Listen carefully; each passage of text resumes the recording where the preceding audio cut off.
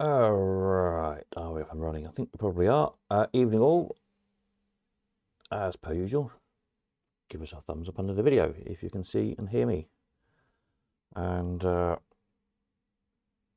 type something in the comments. Let's make sure we got the resolution set right tonight, because we had an issue with that the other day, didn't we?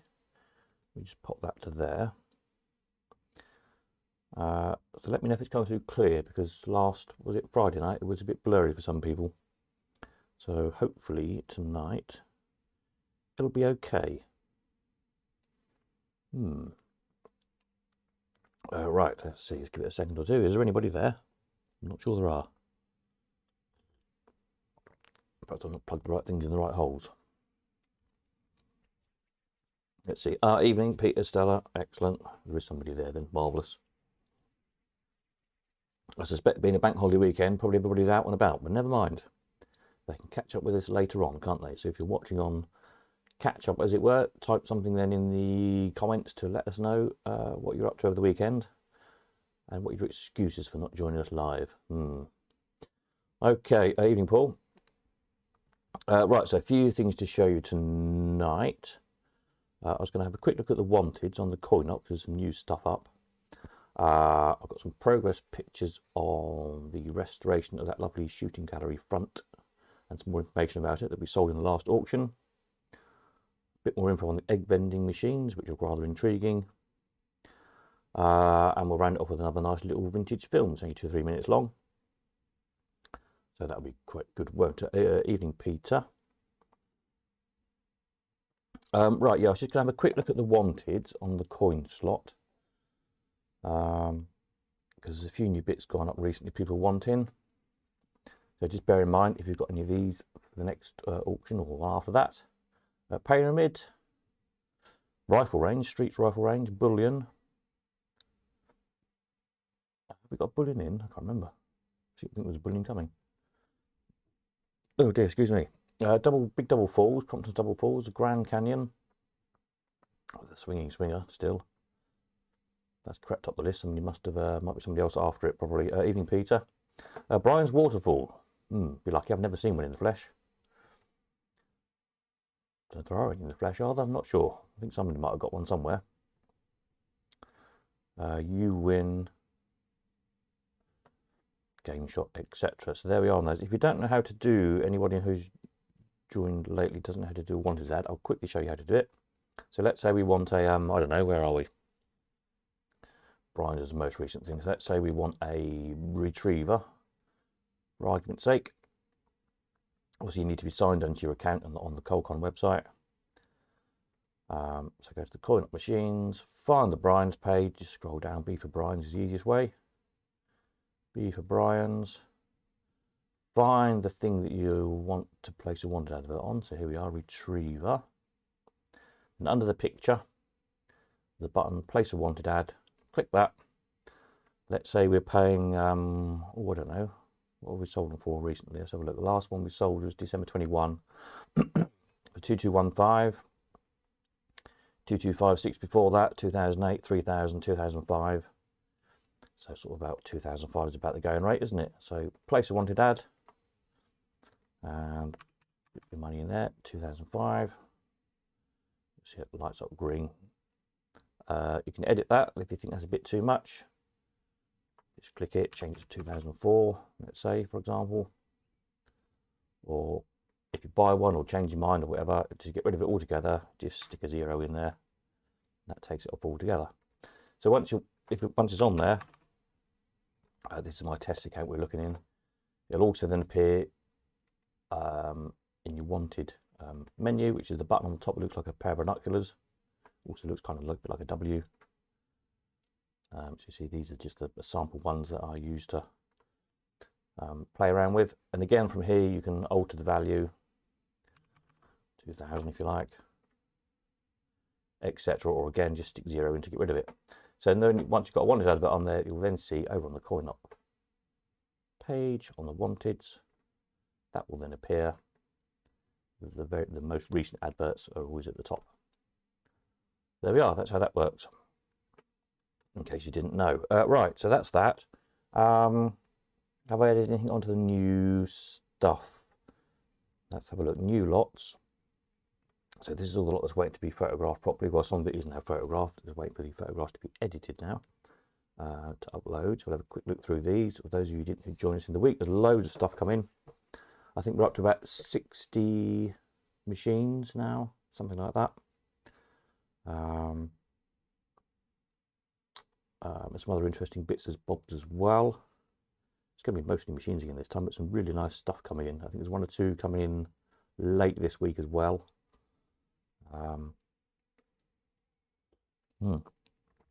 Obviously, it's a bit of a muddly week again because it's a bank holiday week. I'm going to be pretty tied up Monday, Tuesday taking photographs. I've possibly got a little job to do Wednesday, Thursday. Friday I should be around. Weekend I should be around. And I'm going to try to get to Leamington at the weekend as well one day. At the moment, it doesn't matter which for me, I don't think. So if you want to meet up at Leamington next weekend, that's the 6th or 7th, get in touch and let me know. I can probably pretty much work around you. Don't forget the entries for the 28th of May auction close on the 14th of May. So you've got 2 weeks if you want to get anything in this sale. We have got a bull in there. I thought we had an old penny one. That's good then. Somebody wants one of those. Yes, then auctions after that. We've got the Thomas's stuff. I'm going to try and get into the middle of June. There's about somewhere between 50 and 60 machines, something like that. So I'm going to try and do that one middle of June. All to go, there's no reserve on any of it. And then we got the spares sale at the end of June. There's some more spares come in. Hopefully then, if because some of the Thomas's stuff needs bits, needs restored. It's all sat there for 50 years, or most of it has, with the exception of 2 or 3 odd bits. So hopefully then you have time to get your things bought, get them home, have a play with them, and see what bits you need, which with a bit of luck we might have in the spare sale 2 weeks later. So that's the current plan on that one. And then also, as I put in the email, if you get the email newsletter, we've got a big collection came in, the huge library of coin-op. Again, it's all coin-op at the minute. Coin-op books and stuff. There's about 80 or so books. There's about 150 or so auction catalogues, including some of the really well-produced American ones, which are hardback books, full colour, 200 pages. Which great reference works because there's hundreds of images in them. So there's quite a few of those, English ones, etc. There's about 350-ish coin-op magazines from at least the early 80s. I noticed as I was just going through them, might even be some 70s ones. And there's something like about 1,200, 1,500 or so photographs of machines, which will do in bundles of, I don't know, 100 or something. And there's a few original sort of catalogues and bits and bobs like that, and some reproduction ones as well. So huge collection of stuff.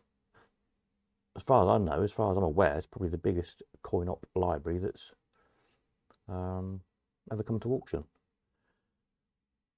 We often have a few books, and other sales have a few books here and there.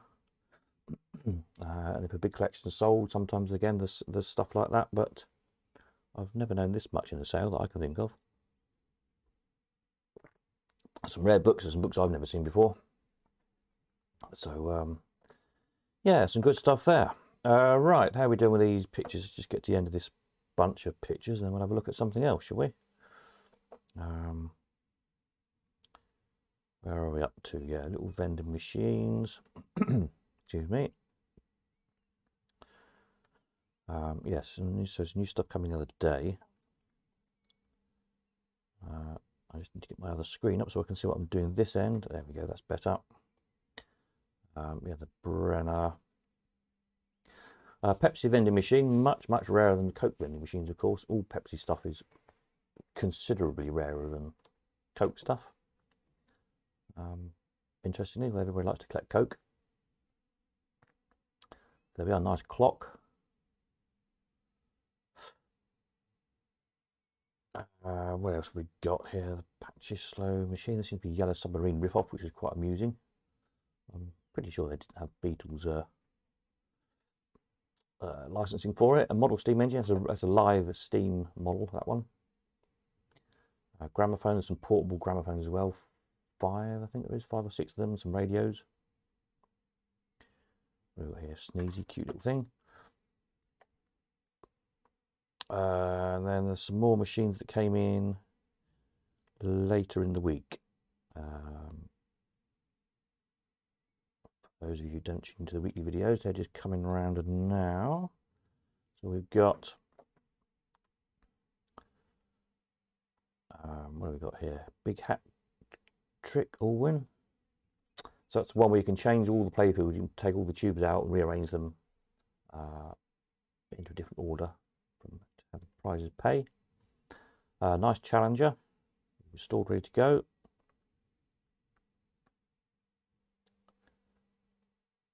Little golf game, that's the Masters one. And then we've got a pool tote, an original one. So it's nice to have an original.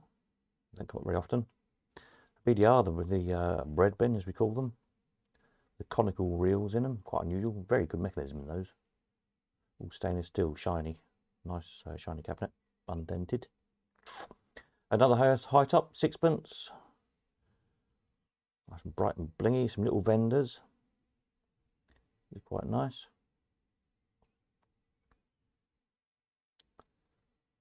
Original globe there and decal on it. And we've got a super rare Victorian shocker. I think there's 2 of these known. Just 2 known as far as I know. If anybody else can correct me, then please do, but I think there's only 2. A lovely Argyle fortune teller. There's original artwork in it and all the little labels on the drawers. And another one with, this is a mirror front one. Just reflected against a bit of green tarpaulin, just so you can see the writing on it, because it doesn't show up very well reflected against the light. Nice vending machine, very unusual one. It's actually kind of pyramid shaped, it's not an illusion in the photograph. Nice deco scales, horoscope scales. Really good condition those. Nice enamel work on them. And then this fellow, Sega Progressive kind of leprechaun-y figure. Is rather fun. As far as I could see, there's a picture of the mech there. Oops, where's my pause button? All the progressive meter gadgets there. There's no key for to reset the meter, which is like a key lock thing, but the lock is there. It hasn't been drilled, so you should be easily enough be able to get a key cut for it at your local locksmith. But yes, so it's got the progressive meter and it's got a jackpot in it as well. 6pence, I think.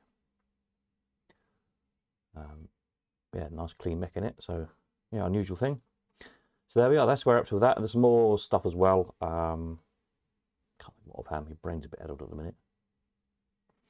Yeah. So I was going to have a look at the. Let's just go back to the website for a minute.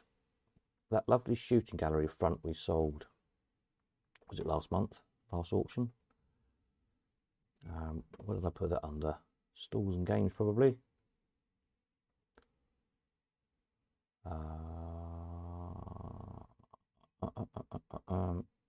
Bottoms, I can't remember what I filed it under now.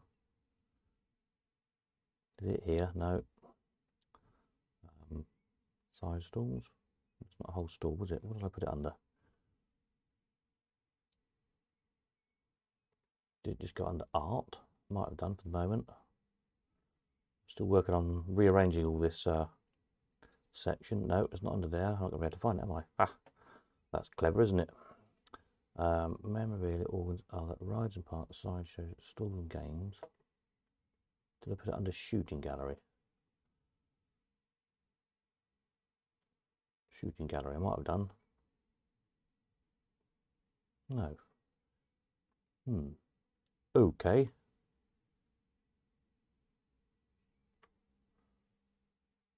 Stall, games, side stalls, top boards, side stalls. What have I done with it? Oh well, if I can't find it, I'll just show you the pictures we are at the minute. Here we are, found it. Right, so this lovely front and side pillars from the shooting gallery, which were thick, crazy old varnish on them, we've now been stripped. So we found out who the artist is, and amazingly even found which was Alfred Bonner, the original receipt for it being painted, which is there. Look at that. So it's 1939. So it's later than we thought. We have a theory that maybe the story might have been earlier and repainted later on. But anyway, 1939, this artwork was painted. There's a receipt for that, £15. Marvellous. Bargain. And here is how it's looking now. Look at that, a lot brighter. Amazing colours, aren't they, compared to what it was. Go back to there. See how dark and yellow it was, and you can't really see much of the detail at all. Wasn't that amazing? That's that side. So there's the seats on the bottom there. Alfred Bonner, Bristol.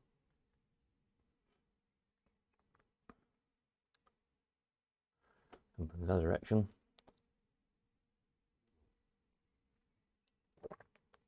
Fantastic piece.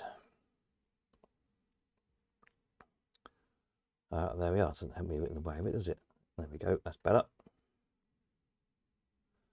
A real lovely depth to it. Amazing kind of 3D effect going right back into the lakeland there with the kind of hills in the background.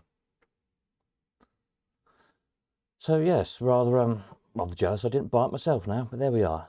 If I'd have bought it, it would have gone in the shed with all my other stuff and not have been stripped. I've got lots of stuff like that myself that needs stripping yet, so there we are. Hopefully in due course the pillars will get done, and they'll send us a picture of the pillars as well, and the other back board, which I think is kind of like the gun rest board. So yeah, I thought you'd like to see that. Bit of a transformation from that. Amazing, eh? So there we are. Now, what else was I going to show you? Let's see. Oh yes, the egg vending machine. The egg vending machine.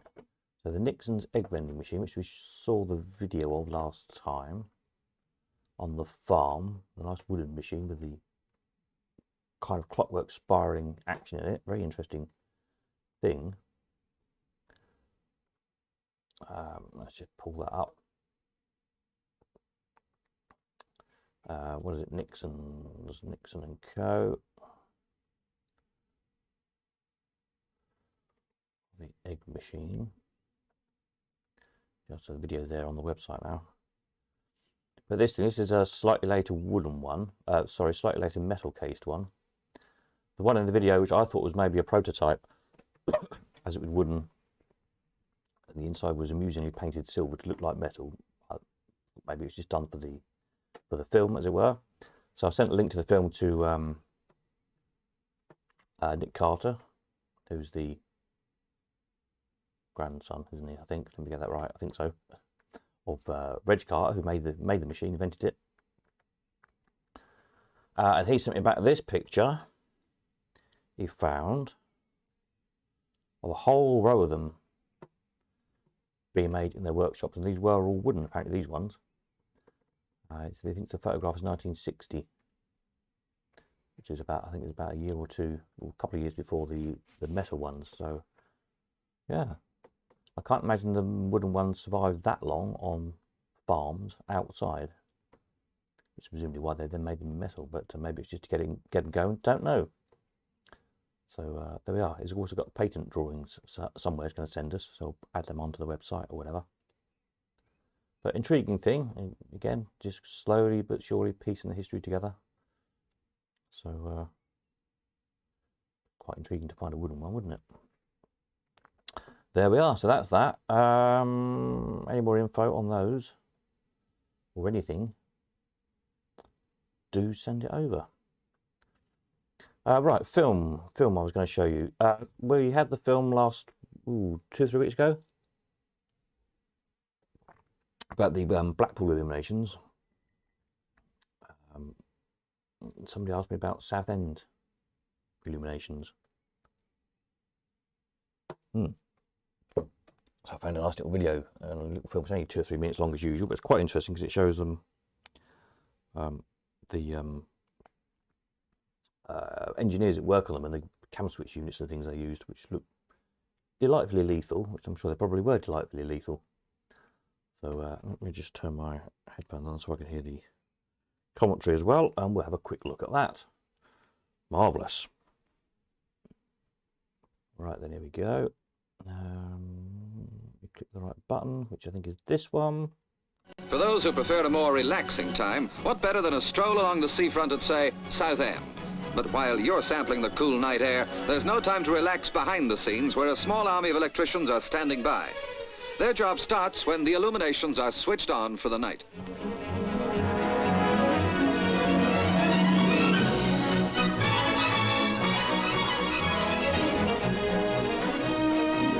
At the push of a switch, the longest pier in the world, 1 1/3 miles from the shore, becomes a fairyland of light and colour, while almost simultaneously as far as Westcliff and Thorpe Bay, the seafront lights up. And with 75,000 lamps out there, you can bet this town isn't exactly a rest home for electricians.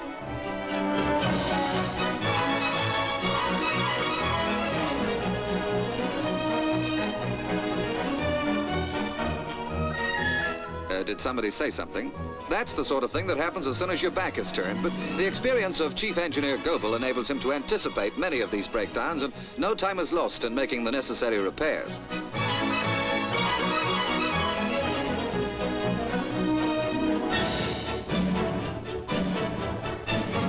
Sometimes it's only a matter of a spent lamp or two. About 8,000 have to be replaced during a 9-week season. Sometimes it's merely a blown fuse. Sometimes it's not so simple, but the result is always the same. Good as new.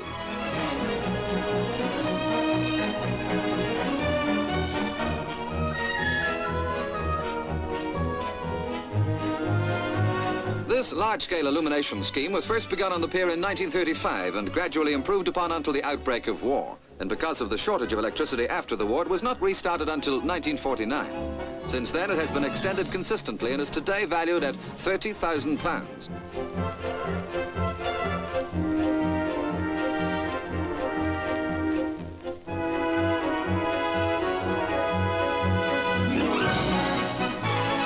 Something the public never sees, the continual maintenance of this vast conglomeration of equipment that takes months to install. But don't get any ideas, ladies. After all, this is an electrician's job. When your husband says he's too tired to mend the fuse in the iron plug, remember he's had a tiring day at the office.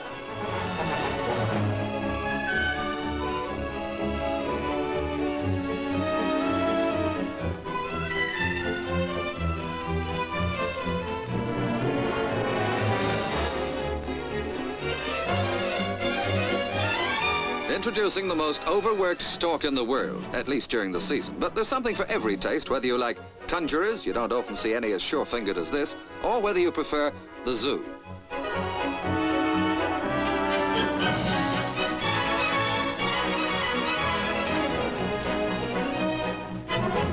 Sights like these remain a tribute to the ingenuity and skill of men who literally paint the town when they get lit up. The men behind the scenes. Oh, and there we go.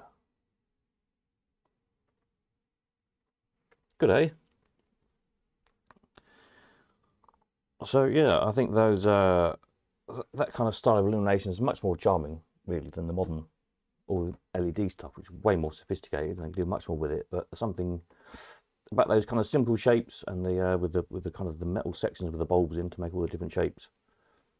I don't know, it's just kind of more whimsical, more charming somehow than the really sophisticated stuff now when they start using video screens and things. Which is all a bit, don't know, not quite the same to me, but there we are. That's my opinion. Yeah, so there we are. I thought that was rather good. So I'll put that up on the over here in the attractions department. Illumination. I've got the South End in it, so I'll add in a South End and stick the video up on there. And yeah, Find other places. I don't know what other seaside towns had illuminations, but if anybody can think of any, let me know. I'll try and find some videos of them. Because they're all quite good fun. Right, anything else I need to tell you? So, we've done auctions, we've done the shooter, we've done the egg machine, done the little video. That's about it, isn't it, really? Yeah. Right, so next video will be Tuesday. Yes, will be Tuesday. With some more stuff. If you want to come this week to see anything, leave it till the end of the week if you can, because I'm really busy Monday, Tuesday photographing. Wednesday, Thursday might have a little job on. Friday should be okay. And I say the weekend, I'll be Cambridge one day, Leamington the other is the plan. I'm not sure which way around yet. So if you want to meet up at either, get in touch and let me know. I think that's about it. My tea's gone cold, which is usually a good sign. We're about done. So you know where I am if you want me. If you've got anything interesting to show everybody else, do send it on over. And we'll have a look next time around. Right then, so thank you all very much. Let me stick a note in here. Next video, Tuesday evening, 8:05 p.m. as usual. All being well, of course. Usual. There we go. And enjoy the rest of your bank holiday weekend, whatever you're up to. And hopefully, if you're operating, take loads of money tomorrow. That's the main thing, isn't it? Right, that's it. Over and out. Nighty night.